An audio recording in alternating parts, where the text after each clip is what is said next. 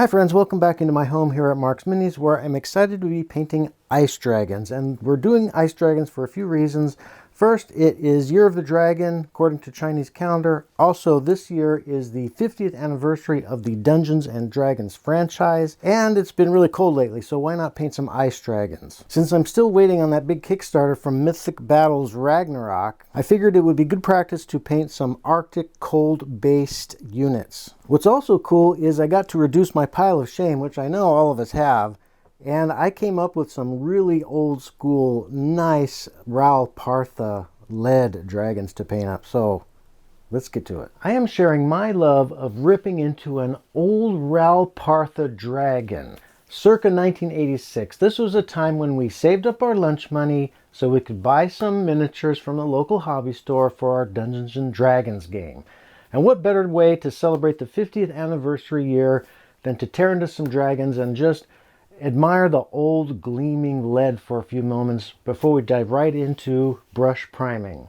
I'm actually not sure what the artist had in mind with the wing orientation, but I changed it so that the wings were a little more level and curved down as if the dragon was swooping in for an attack run and was slowing down. Yeah, I'm excited because this unit will be part of a large dragon army for a future convention game where each side controls an army of dragons. After the primer is dry, I like to come in with a dark wash, thin black paint, whatever your favorite black paint is, and just have fun here.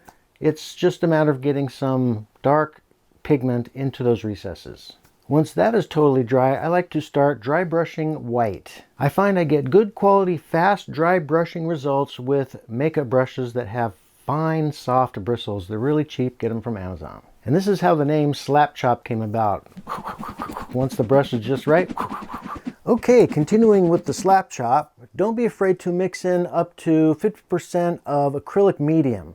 This will give the white paint some transparency and give you the flexibility to build up slowly the layer of white that we want just on the highlights. So the general idea is you have some black pigment left by the wash in the deep recesses, some gray from the primer, and then the white on the extreme highlights. With a little practice, you'll get a nice transition from black to gray to white, which in my view is the ideal preparation for application of speed paints. Okay, now here comes the fun part where we actually put down our speed paints. Now, speed paints are actually becoming really popular as base coats, even for artists that are way better than me. For example, I've used speed paints a lot this year, and I haven't run out of any colors, but I've been through 2 bottles of speed paint medium.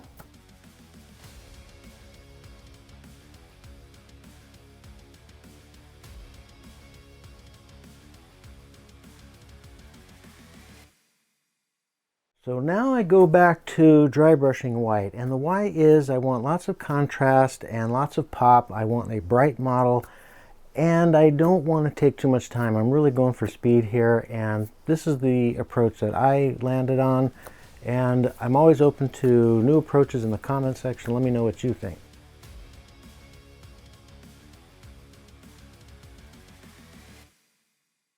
My idea here was to try to give the bones in the wings some kind of contrast. I wanted to get maybe a transparency of bone through the blue skin.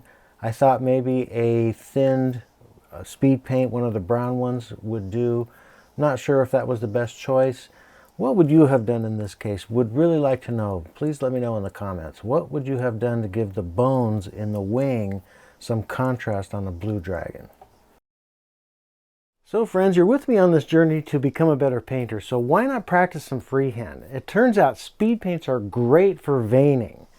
They are semi-translucent and appear to be just under the skin. You have got to try this.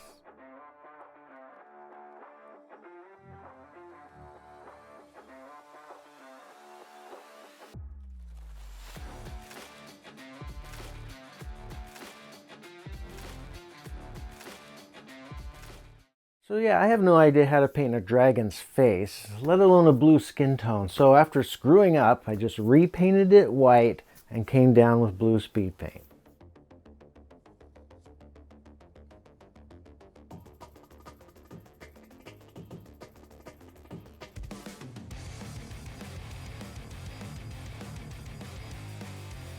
I'm going to let that dry and come down with a little white dry brushing to pop the highlights.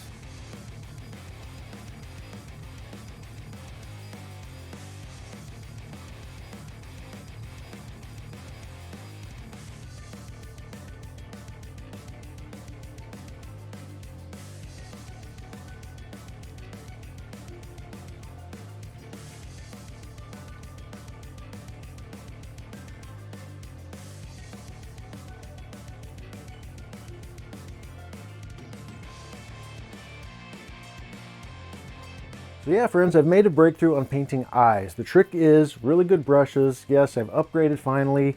Sable brushes come to a ridiculously fine point. That is a number 3. You can get good brushes from my friend Herrick at Herrick's Hobbies, Boulder Creek, California, link down below. And now we're going to go for one more unboxing, another classic Ral Partha Frost Drake from 1977. Just sharing my love for tearing into some old Ral Partha blister packs. Look at this thing, it's so old, the foam has broken down and it's somewhat sticking to the model. Then you know that's old. So friends, we need 2 Frost Drakes for this project and we need them fast. So same basic approach, we're going to brush prime gray, then hit it with a dark wash, and then when that's dry, we're going to dry brush again. This time I'm experimenting with Liquitex Slow Dry. Let's see if it can help me get that effect of being able to build up that white highlighting that we want to see and gradiate it from the dark in the recesses through the gray to the white at the extreme highlight.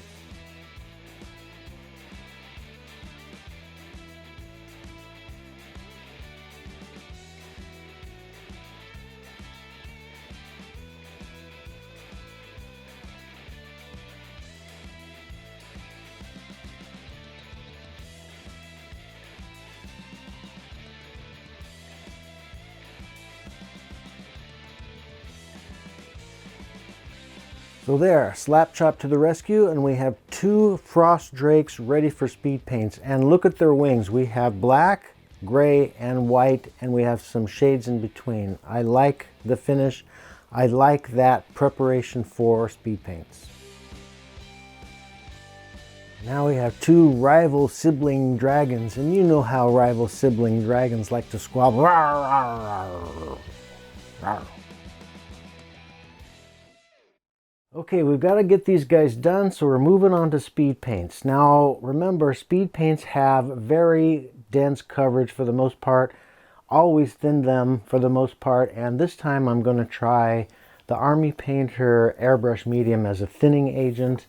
I've just started working with this stuff, and it has pleasant properties. Let's see how it does as a speed paint thinner.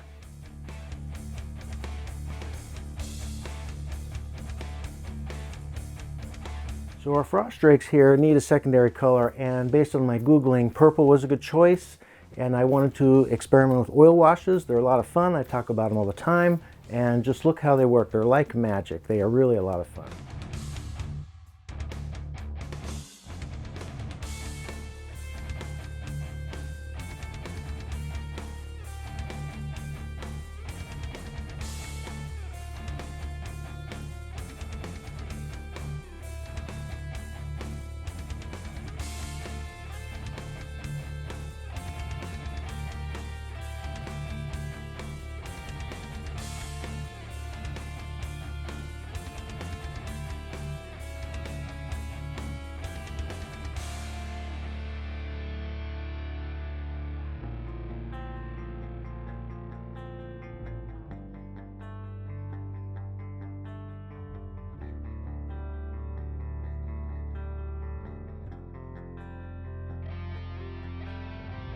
Okay, since we have these fancy new brushes, let's try to practice on some more freehand, and let's see if we can trace out the bumps on these wings, add some more pop that way.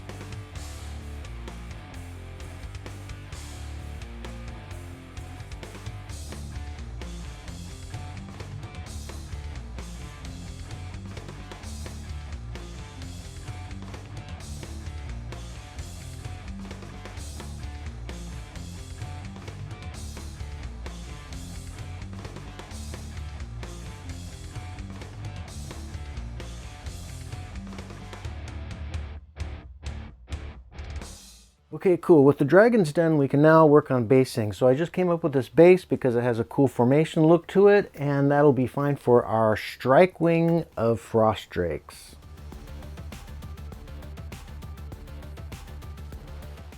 All I had to do after priming was add some blue tape to the recesses where the dragons will fit and spread a little glue around, sprinkle in some snow, shake off the extra.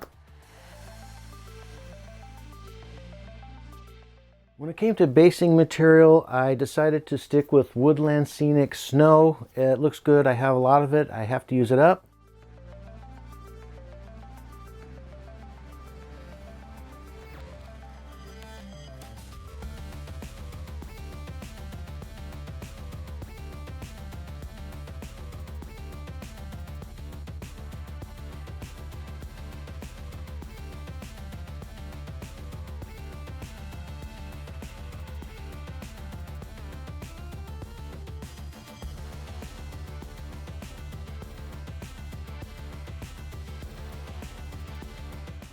And there it is, a handsome addition to my army of dragons.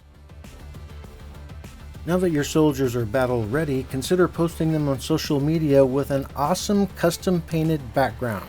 Check out my video here and I can show you how to whip these out in mere minutes.